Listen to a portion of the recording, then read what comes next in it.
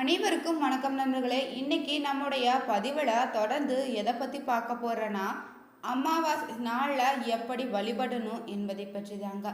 அமாவாசையில் பார்த்தீங்கன்னா ஒரு சில விஷயங்கள் நீங்கள் தவறையும் செய்யக்கூடாதீங்க. அப்படி நீங்கள் செய்தீங்கன்னா உங்கள் வாழ்க்கையில் பார்த்தீங்கன்னா மிகப்பெரிய தாக்கத்தையே ஏற்படுத்துங்க. அது என்னன்னு தெரிஞ்சுக்கணுமா? இந்த வீடியோவை ஸ்கிப் பண்ணாமல் பாருங்கள். இந்த வீடியோவை முதல் முறையாக பார்க்குறீங்களாக இருந்தீங்கன்னா மறக்காமல் வேலியிருக்க பயமே சேனலுடைய பெல் பட்டனை கிளிக் பண்ணி சேனலை சப்ஸ்கிரைப் பண்ணிக்கோங்க. லைக் பண்ணுங்கள், ஷேர் பண்ணுங்கள், கமெண்ட் பண்ணுங்கள். வாங்க வீடியோக்குள்ளே போகலாம். அமாவாசையிலே பார்த்தீங்கன்னா முன்னோர்களை ஆராதனை செய்வது முக்கியமாக சொல்லப்படுதுங்க. இதனால் பார்த்தீங்கன்னா உங்களுடைய வீட்டில் ஒற்றுமை மேலோங்கும், வம்சம் விருத்தியாகுங்க. தலைமுறை கடந்தும் நம் முன்னோர்களுடைய ஆசையும் பரிபூரணமாக கிடைக்க பெறுங்க. அமாவாசை பார்த்தீங்கன்னா ஒரு முக்கியமான நாளுங்க. பித்ருக்கள் எனப்படும் நம்முடைய முன்னோர்களுக்கு நாம் மரியாதை செலுத்தக்கூடிய தினமாக தாங்க அமாவாசை வருது. முன்னோர்களுக்கு தர்ப்பணம் செய்வதற்கு வணங்கி வழிபடுவதற்கும் பார்த்தீங்கன்னா ஏற்ற நாள் தாங்க இந்த அமாவாசை. ஒரு வருடத்துக்கு பார்த்தீங்கன்னா 96 தர்ப்பணங்கள் இருக்குதாங்க. அவற்றை நம்ம முறையாக செய்து வந்தோம்னா பித்ருக்களுக்கான கடமையை செய்பவர்களுக்கு தான் பித்ரு தோஷம் அனைத்து நீங்கி விடுங்க. பித்ரு சாபம் முதலவற்றிலிருந்து விடுபடலான்னு சொல்லியிருக்காங்க. மாதந்தோறும் வரக்கூடிய அமாவாசை பார்த்தீங்கன்னா ஒவ்வொரு தமிழ் மாதத்தினுடைய பிறப்போ கிரகண காலங்களும் முன்னோர்களுக்கான திதி காலம்னு புரட்டாசி மாதத்தில் பார்த்தீங்கன்னா மகாலயபட்ச 15 நாட்களுமே மொத்தமாக பார்த்தீங்கன்னா 96 தர்ப்பணங்கள் செய்யப்படுங்க. முன்னோர் ஆராதனை செய்ய வேண்டும்னு அறிவுறுத்திருக்குது சாஸ்திரங்களையும். அமாவாசை என்று தர்ப்பணம் செய்து சிறப்பு மகத்துவம் மிக்கதுங்க. நம் முன்னோர்களுடைய பெயர்களையுமே கோத்திரத்தையும் சொல்லி அவர்களுக்கு நம்ம எள்ளும் தண்ணீரும் விடணுமா. அதே போல தாங்க முன்னோரினுடைய படங்களுக்கு நீங்கள் சந்தனமும் குங்குமம் இட்டு அலங்காரம் செய்யணும். பூக்களால் அலங்கரிக்க வேண்டுங்க. துளசி மாலை சாத்துவது விசேஷ பலன்களை கொடுக்குங்க. முன்னோர் வழிபாட்டில் பார்த்தீங்கன்னா நெய்வேத்தியம் முக்கியத்துவம் பெறுது. அமாவாசை நாளில் பார்த்தீங்கன்னா நம்மால் முடிந்த உணவுகளை செய்து நாம் முன்னோர்களுக்கு படையலிடணும். படையலிட்ட உணவை காகத்துக்கு வழங்கணுங்க. அதன் பின்னர் தான் உணவருந்து வேண்டும்னு சொல்லுவாங்க. அமாவாசை நாளில் நீங்கள் முன்னோர்களுக்கு வழிபாடு செய்யும்போது பார்த்தீங்கன்னா குடும்பத்தினர் மொத்த பேருமே சேர்ந்து தான் வழிபாடு பிரார்த்தனைகளை செய்வது நமஸ்காரம் மகத்தமான ஆசீர்வாதங்களையும் பலன்களையும் தந்தருளுமா. குளிர்ந்து மகிழ்ந்து ஆசீர்வதிப்பாங்கன்னு முன்னோர்களுடைய உறுதியாக சொல்லப்படுதுங்க. வருகின்ற சித்திரை அமாவாசை பார்த்தீங்கன்னா 27ஆம் தேதி வரை இருக்குது. அன்றைய தினத்தில் நீங்கள் முன்னோர் வழிபாட்டை மறக்காமல் செய்யுங்க. பித்ரு ஆராதனை அவசியம் செய்திடுங்க. எள்ளும் தண்ணீரும் கொண்டுதாங்க அவர்களை பெயர்களை சொல்லி நீங்கள் விடுவது மக புண்ணியங்களை உங்களுக்கு அள்ளி தருங்க. இதன் மூலம் பார்த்தீங்கன்னா உங்களுடைய இல்லத்தில் ஒற்றுமை மேலோங்கும். இதுவரையுமே இருந்த காரிய தடைகள் அனைத்தும் நீங்குங்க. அமாவாசைனே பார்த்தீங்கன்னா இருள் சூழ்ந்த நாளாக தான் இருக்குது.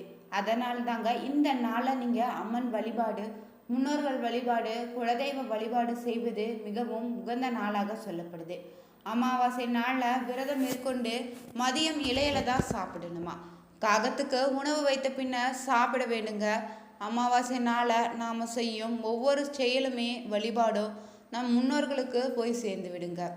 அவர்களுக்காக நாம் சேர்க்கின்ற புண்ணியம் பார்த்தீங்கன்னா அவர்களுக்கு மட்டும் இல்லைங்க, நமக்கு வந்து சேரும். நம்மை மட்டும் இல்லைங்க, நமக்கு அடுத்து வரக்கூடிய சந்ததிற்கும் இது வந்து சேருங்க. முன்னோர்களுக்கு தர்ப்பணம் கொடுக்க விரதம் இருக்கும் இந்த நாளில் என்ன செய்யலாம் என்ன செய்யக்கூடாது என்பதை பற்றி இனி தெளிவாக பார்க்கலாம்.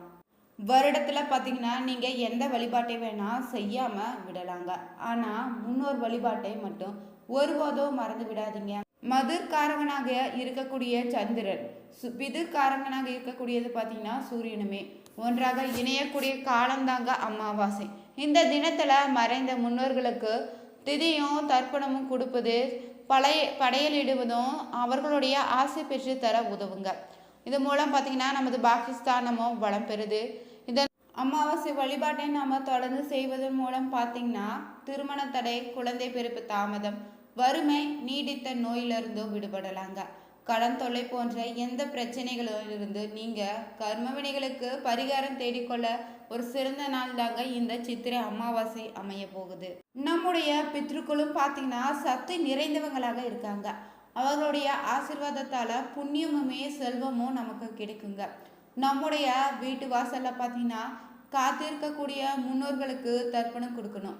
காலை 6:30 மணிக்குள்ள தர்ப்பணம் கொடுப்பது நல்லதுங்க. அப்படி கொடுக்க முடியாதவங்க சூரியன் மறைவதற்குள்ளாவதாவது தர்ப்பணத்தை கொடுத்து விடுங்க. ராகு காலம், யமகண்டம் ஆகியவை தர்ப்பணத்துக்கு பொருந்தாதுங்க. மதிய வேலை தாங்க தர்ப்பணம் செய்ய உகந்த நேரமாக சொல்லப்படுது. தர்ப்பணம் கொடுக்கும்போது பார்த்தீங்கன்னா தங்களுடைய கோத்திரம், குலதெய்வம், 3 தலைமுறையுடைய பெயர்களை சொல்லி நீங்கள் தர்ப்பணத்தை கொடுக்க வேண்டும். அமாவாசை நாளில் யாரெல்லாம் பித்ருக்கள் என சொல்லப்படுகின்ற முன்னோர்களையும் பெற்றோர்களையும் முறையாக வழிபட்டு வணங்கி ஆராதித்து வருமோ அவர்களுக்கு பார்த்தீங்கன்னா அவர்களுடைய பலன் மட்டுமில்லைங்க, அவர்களுடைய பிள்ளைகளுக்குமே அது போய் சேருன்னு சொல்லப்படுதுங்க. அமாவாசை நாளில் பெற்றோர் இல்லாத கணவன் விரதம் இருக்கலாங்க. அதே சமயம் பார்த்தீங்கன்னா கணவன் விரதம் இருக்கிறாருன்னு சாப்பிடாம இருக்கிறாருன்னு மனைவியும் விரதம் இருக்கக்கூடாது. ஏன்னு பார்த்தீங்கன்னா கணவன் இருக்கும்போது அவர்களை சுமங்கலின்னு சொல்லுவாங்க. சுமங்கலிங்க ஒருபோதும் அமாவாசை நாளில் விரதம் இருக்காதீங்க. மனைவியானவள் பார்த்தீங்கன்னா விரதம் இருக்காமல் சாப்பிட வேண்டும்னு சொல்லுவாங்க. இன்னொரு விஷயம் என்னன்னு பார்த்தீங்கன்னா அமாவாசை விரத நாளில் விரத படையலாக நீங்கள் மாமனார் மாமியாருக்காக சமைக்கும் உணவை வெறும் வயிற்றோடு சமைக்கக்கூடாதுங்க. காலை உணவை எடுத்துக்கொண்டு பிறகுதான் சமைக்க வேண்டும்னு அறிவுறுத்துறாங்க. அமாவாசை நாளில் காலையில் தர்ப்பணம் செய்யணும். காலை உணவு எடுத்துக்கொண்டால் இருக்க வேண்டுங்க. பின்னர் தான் நம்முடைய முன்னோர்களுக்கு பிடித்தமான உணவை இலையில வைத்து அவர்களுடைய படங்களுக்கு நீங்கள் பூக்களால் அலங்காரம் செய்துக்கோங்க. குடும்பத்தோடு வணங்க வேண்டும். பின்னர் தான் காகத்துக்கு நீங்கள் சமைத்த உணவை அன்னத்திலிருந்து கொஞ்சமே எடுத்து வழங்கிடுங்க. இதன் பின்னர் பார்த்தீங்கன்னா இலையில உணவு சாப்பிடணும். முக்கியமாக பார்த்தீங்கன்னா முன்னோரை நினைத்து 4 பேராவது இன்றைய தினத்தில் நீங்கள் உணவு வழங்கணும். இருப்பதிலே இது மிகப்பெரிய புண்ணியனும் பலனும் உங்களுக்கு தேடி தருங்க. இந்த நாளை நம்முடைய முன்னோர்களை நினைத்து செய்கிற எந்த ஒரு காரியமும் பார்த்தீங்கன்னா 3 மடங்கு பலன்களை நமக்கு வழங்கிடுமா. மாலையில் அவசியம் விலைக்கேற்றி வழிபடணும். மீண்டும் குடும்பத்தினர் ஒன்று சேர்ந்து தாங்க நம் முன்னோர்களை இறைவனையுமே நமஸ்காரம் செய்யணும். அதே போல் பார்த்தீங்கன்னா அமாவாசையில் இரவு தர்ப்பணம் செய்த கணவருக்கு நீங்கள் டிஃபன் உணவு தான் கொடுக்கணும். மனைவி பார்த்தீங்கன்னா டிஃபன் சாப்பிடலாம், கொஞ்சம் கைப்பிடியேன்னு சாதம் சாப்பிடுங்க. தான் மாமனார் மாமியார்னு ஆசீர்வாதம் முழுமையாக மருமகளுக்கு கிடைக்கும்னு சொல்லப்படுது. அமாவாசை தோறும் பார்த்தீங்கன்னா ஒவ்வொரு வீட்டு வாசலிலுமே முன்னோர்களை நின்று கொண்டு இயல் தண்ணீர் பெறுவதற்காகத்தான் காத்து கொண்டு இருப்பாங்களா. அன்றைய தினம் விரதம் இருப்பவங்க வாசலை கோலம் போடாதீங்க, மாமிசமும் சாப்பிடாதீங்க, வெங்காயம் பூண்டு சாப்பிடாதீங்க. அன்றைய தினம் நீங்கள் யாரையும் கோபமாக பேசாதீங்க. முன்னோர் வழிபாட்டுக்கு உகந்த அமாவாசை தினத்தில் நீங்கள் வீட்டு வாசலில் கோலம் போடுவதை தவிர்த்துக்கோங்க. முன்னோர் வழிபாட்டை பிறகுதான் நீங்கள் தெய்வ வழிபாடுகளை தொடரணும். அமாவாசை தினத்தில் வீட்டு வாசலில் கோலம் போடுவதில்லை. கோலங்கள் தெய்வ வழிபாட்டுக்கு உரியவை பட்டில்லைங்க, மகிழ்ச்சியின் வெளிப்பாடாக இருப்பது. அதனால் தாங்க முன்னோர்களை இழந்த அவர்களின் பிரிவால வாடும் நம்முடைய வீதி திதியோ அமாவாசை தினங்களில் கோலம் போடுவது தவிர்க்கணும் சொல்லுவாங்க. அமாவாசை வழிபாட்டுக்கும் காகத்திற்கு ஒரு முக்கிய பங்கு இருக்குதுங்க. அன்று பார்த்தீங்கன்னா காகத்துக்கு சாதம் வைத்து விட்டு தான் சாப்பிட்ட பின்னரே அனைவரும் பழக்கம் நம்முடைய நடைமுறையில் இருக்குதுங்க. சனீஸ்வர பகவானுடைய வாகனம் தான் காகமே. யமலோகத்தில் பார்த்தீங்கன்னா வாசலாக இருப்பதாகவும் யமனின் தூதுவனும் சொல்லப்படுது. காகத்துக்கு சாதம் வைத்தீங்கன்னா யமலோகத்தில் வாழக்கூடிய நமது முன்னோர்களுமே அமைதியடைந்து நமக்கு ஆசை வழங்குவாங்க. காகம் சாதத்தை எடுக்கலைன்னா முன்னோர்களுக்கு ஏதோ மனக்குறைவு இருப்பதாக மக்களும் இன்றைக்கு நம்புகிறாங்க.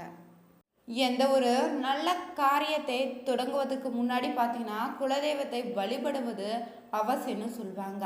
பிறகுதாங்க மற்ற நிகழ்ச்சிகளை துவங்குவதுன்னு நாம் கும்பிடாமல் உதவி செய்யும் தெய்வம் தாங்க குலதெய்வமே. குலதெய்வத்தை மறப்பது பார்த்தீங்கன்னா பெற்றோரை மறப்பதுன்னு போல சொல்லுவாங்க.